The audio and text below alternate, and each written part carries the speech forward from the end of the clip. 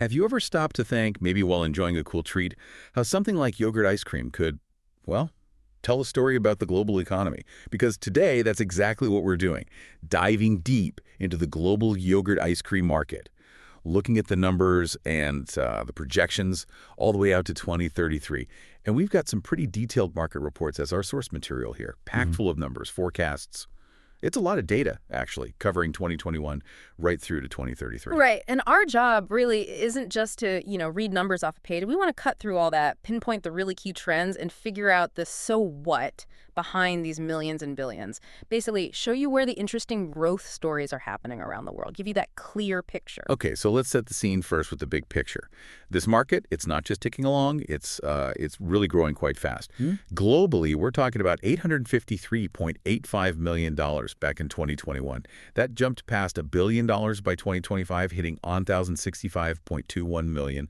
And the projection, it's expected to reach, get this, 1,657.84 million by 2033. Yeah, that's expanding at a compound annual growth rate, a CGR, of 5.685%.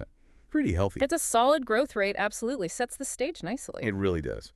So let's start breaking that down. How about North America? It's a big piece of the pie, right? Valued at $329.245 million in 2021. And it's forecast to almost double, reaching $617.545 million by 2033. That's a 5.305% CAGR overall for the region. It is significant. And as you'd expect, the U.S. is the giant here in terms of sheer size. It went from $267.511 million in 2021, and it's projected to hit $492.813 million by 2033. The CAGR there is about 5.084%. Okay, so strong growth in the U.S., but you mentioned something interesting before about Canada. Yes, exactly. Canada, while obviously a smaller market overall, is actually growing faster. It's projected to jump from $41.485 million to $83.751 million. And its CAGR, a really robust 6.381%. 6.38%. That is notably higher than the U.S. rate. Any thoughts on why? Different consumer tastes, maybe, or market strategies? Could be a mix of things, maybe a quicker uptake on newer dessert trends, perhaps more focus on, those perceived healthier options, or it could even be specific brands pushing harder in the Canadian market. It definitely signals something dynamic happening there. Interesting. And don't forget, Mexico, it's also adding to that North American growth story. It's forecast to go from $20.249 million up to $40.98 million. That's a healthy CAGR of 5.895%. Right, so strong performances across the board in North America, but with some interesting internal variations. Okay, let's hop across the pond to Europe. What's the picture look like there? Europe's another strong region overall. We're looking at growth from $252.398 million in 2021, projected out to $473.313 million in 2033. The overall CAGR for Europe is quite similar to North America, actually, at 5.325%. Okay, 5.3%. But I imagine within Europe, it's probably quite varied between countries. Very much so. You see a real spectrum. Some of the big players like the UK, Germany, Russia, Spain, they show more, let's say, moderate growth. Their KGRs tend to fall between roughly 4.3% and 4.7%. Okay, can you give us an example? Sure. Take the UK. It goes from $33.216 million to $58.08 million. That's a 4.497% CAGR. Germany, similar, $39.526 million up to $70.434 million, which is a 4.722% rate. Solid, steady growth, Right, solid but not spectacular. But then you mentioned France and Italy are doing better. Exactly. France is showing stronger performance. It's projected to grow from $32.787 million to $65.549 million. That's a much higher CAGR of 6.111%. Over 6%, okay. And Italy's looking pretty healthy, too, from about $18 million, 17.996 MEP, up to $35 million, 35.02 MM, with a CAGR of 5.742%. So what does that tell us? Maybe yogurt ice cream is catching on faster there, or maybe it's less saturated than, say, the UK or German markets? That's likely part of it. Different levels of market maturity, maybe different cultural fits or health trends influencing things. But what's really fascinating in Europe, I think, is the rest of Europe category. Ah, the aggregated group. How's that looking? It's showing really significant growth. It increases from $55.73 million to a substantial $119.156 million, and the CAGR, an impressive 6.877%. Wow, almost 7%. So lots of smaller markets, or perhaps Eastern European countries combined, are really driving growth. That's what it suggests. Strong demand emerging in places where maybe the product is newer or gaining popularity rapidly. And just quickly, what about some of the smaller, maybe more established markets, like Scandinavia or Switzerland? Right. Places like Sweden, Denmark, Switzerland, even Luxembourg. They are growing, but it's slower. Their KGRs are more modest, generally sitting between about 3% and maybe 4.2%. So growth, but at a different pace. Okay, that makes sense. Yeah. Now, you mentioned earlier where the real energy is. I think you were hinting at Asia-Pacific. Absolutely. If you're looking for the powerhouse region, this is it. Buckle up. Mm-hmm. Asia-Pacific boasts the highest regional KGR globally. We're talking 6.892%. 6.9%. That's huge. What are the dollar figures? It's projected to surge from $167.0113 million back in 2021 to a really remarkable $360.911 million by 2033. Nearly $361 million. Okay, so who are the main drivers within APAC? China, Japan. Definitely. China leads in market size, growing from $51.707 million to $107.912 million. That's a 6.466% CAGR. Japan's not far behind in growth rate, increasing from $32.384 million to $67.31 million, with a 6.421% CAGR. Big markets, strong growth. But you said India was the real standout. India is the growth champion, yes. It's just phenomenal. It expands from $24.25 million in 2021 to a projected $55.977 million by 2033, and its CAGR, a massive 7.657%. 7.65%. Wow. What's fueling that kind of explosive growth in India? It points to a combination of factors, really. A rapidly expanding middle class, for one, changing dietary habits, more disposable income, and probably a growing acceptance of Western-style foods, maybe seen as healthier dessert options, too.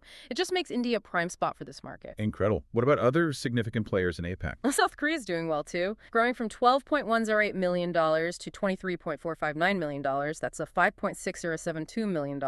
Australia's seeing growth as well, though a bit more moderate at 4.745%, starting from around $9.42 million.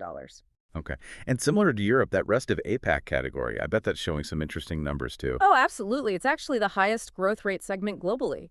The rest of APAC is showing an incredible 8.868% CAGR. It grows from $17.136 million to $43.418 million. 8.8%.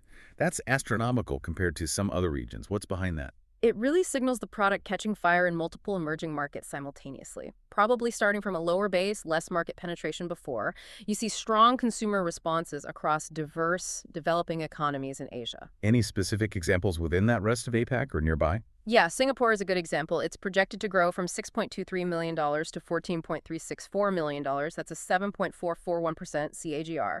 And Southeast Asia as a broader sub-region is also very strong, climbing from $15.616 million to $34.936 million. That's a 7.256% CAGR. So clearly APAC is just buzzing with activity for yogurt ice cream. It's a true powerhouse, definitely. A mix of those large established markets and these incredibly dynamic emerging ones. Taiwan, too, is growing steadily at over 5%. 5.151%. Okay, fantastic overview of APAC. Let's move on now to South America. What's the story there? South America is another region showing really significant expansion. The market there is set to more than double. It goes from $53.024 million in 2021 to a projected $118.038 million in 2033. And the growth rate? A strong TGR of 6.834%. Very close to the APAC rate, actually. Interesting. So who leads the charge in South America? Brazil, I assume? Brazil is the biggest market, yes. It moves from $16.337 million up to $35.308 million. That's a solid 6.46% CAGR. Okay. Any other standouts? Well, what's really noteworthy is Argentina. It actually posts the highest CAGR in the entire region. We're talking 7.36%, growing from $7.254 million to $16.842 million. That's quite impressive for a market its size. 7.36%. Yeah, that's faster than Brazil. Right. So similar to Canada versus the U.S., perhaps. Interesting dynamic. It could suggest, unique consumer trends or maybe economic factors creating particularly fertile ground there right now. Now, what about other countries like Colombia, Peru, Chile? They're contributing strong, too. Colombia is expanding from $4.337 million to $9.209 million. That's a 6.25% CAGR.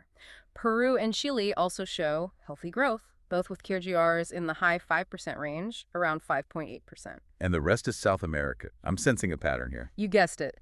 The rest of South America category is also showing very strong growth. It goes from nearly $22 million to 21.968 m, up to over $50 million, 50.256 mm, and its CAGR is a notable 7.174%. Right. So widespread growth across South America seems like the treat is really finding favor across the continent. Okay, that leaves us with the Middle East and Africa. Let's start with the Middle East. How does it compare? The Middle East shows a somewhat different picture. The growth is there, but it's slower. The market expands from $28.604 million in 2021 to $43.767 million in 2033. But this region has the lowest overall CAGR at 3.88%. Under 4%. Okay, so a more moderate pace. Are there specific countries driving the growth, even if it's slower? Yes. Saudi Arabia leads the way in market size. It grows from $9.777 million to $14.539 million. That's a 3.576% CAGR. The UAE shows a slightly higher growth rate, actually, at 4.945%, going from $2.88 million up to $4.839 million. And others like Turkey, Qatar, Egypt. They also contribute with, again, moderate KGRs. Turkey and Qatar around 3.3%, while Egypt is a bit higher at 4.443%. It suggests perhaps a more gradual adoption curve, or maybe some markets are already more mature compared to the rapid expansion we saw in APAC or South America. And the rest in the Middle East. Also growing moderately, around 4.029% TAGR, moving from about $8 million at 8.021 impact to $12.5 million, 12.497 M. Okay, and finally Africa. Africa's market is projected to grow from $23.566 million in 2021 to $44.264 million in 2033. The TAGR here is 4.69%, so a bit higher than the Middle East, but still more moderate compared to the global average. Who are the key players in Africa? South Africa, Nigeria. Exactly. South Africa is the largest market. It's expected to rise from $7.638 million to $13.926 million, which is a 4.337% CAGR. Nigeria shows very similar growth, actually, from $4.456 million up to $8.127 million, with a 4.366% CAGR. And let me guess, the rest of Africa. Ah, yes, the final one. And interestingly, the rest of Africa segment actually shows a slightly stronger growth rate within the continent. It has a 5.039% CAGR, moving from $11.472 million up to $22.212 million. So that indicates growing demand across various other African nations, likely from a nascent stage. Okay, wow. We've covered a lot of ground, region by region. So if we pull back and look at the whole story, it's really one of an impressive, quite diverse growth for yogurt ice cream globally, isn't it? It's clearly not just a fad. Not at all. It's a solid, expanding market. And the biggest engines of that growth, as we saw, are really in the Asia-Pacific. Places like India, that whole rest of APAC's group, Singapore, Southeast Asia. Just phenomenal numbers there. Definitely. And we also saw a strong performance from parts of South America, especially Argentina and the rest of South America. Exactly. And I think understanding these specifics, these numbers and regional trends really matters. It gives you a much more nuanced picture of what's happening with consumer tastes globally, where opportunities are emerging. It's much more than just a headline about dessert sales. Right. So what does this all mean for you listening in? Well, it means you now have a pretty solid, informed view on this surprisingly dynamic corner of the global economy. You could definitely talk about the yogurt ice cream market with some real insight now, understanding the stories behind those numbers. And maybe it leaves you with a question to chew on, right? What do these big differences in growth rates, APAC booming while the Middle East grows more slowly, what does that really tell us about deeper shifts, about evolving tastes, maybe health consciousness, disposable income levels around the world? And it makes you wonder, what other seemingly niche markets out there might be hiding similar, really interesting growth stories? Something to think about.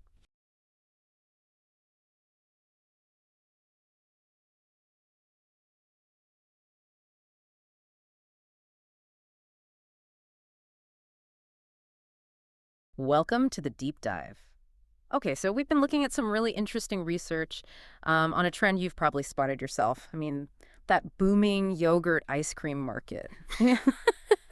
All those creamy probiotic pints and really exotic frozen treats popping up everywhere. It really feels like something big is changing in the frozen dessert aisle, doesn't it? Oh, absolutely. You're definitely not imagining it. The data really backs that up. The yogurt ice cream market is, well, it's booming.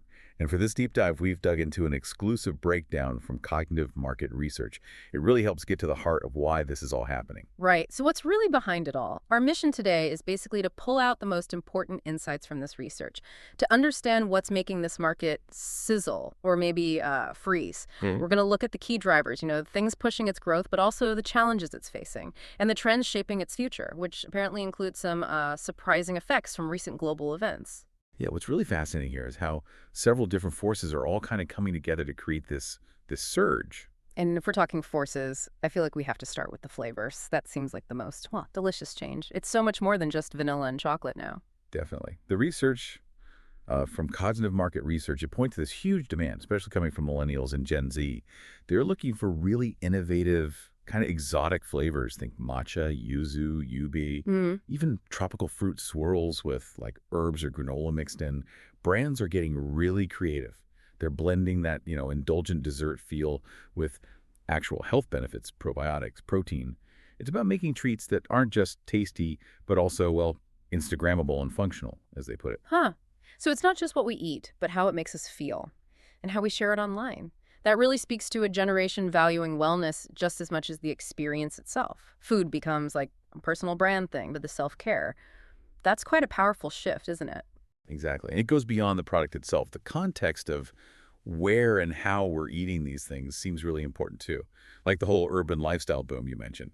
How does city living specifically fuel this desire for convenience and premium treats? Yeah, tell me about that connection.